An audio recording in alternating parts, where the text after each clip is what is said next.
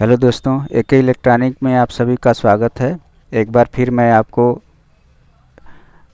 आ गया हूँ वीडियो एक बार दिखाने के लिए कि पंखे का कनेक्शन कैसे करते हैं और आपका पंखा सही है कि ख़राब है, इसके विषय में हम पूरी जानकारी देने जा रहे हैं। तो देखिए, आपका पंखा का ये 3 तार निकला हुआ है। आप इसमें कैसे पहचानेंगे कि कौन सा रनिंग है, कौन स्टार्टिंग है, कौन कैसे लगेंगे, तो मैं आपको बना के दिखाता हूँ। ये बल्ब भी, ये देखिए हम पंखा चेक करने जा रहे हैं। ये देखिए, इसमें भी बता रहा है, इसमें भी बता रहा है। और ये जो है मेन हो गया। अगर हम इन दोनों पर चेक करते हैं तो हमारा देखिए बल्ब ग्लो कर रहा है, बहुत स्लो है।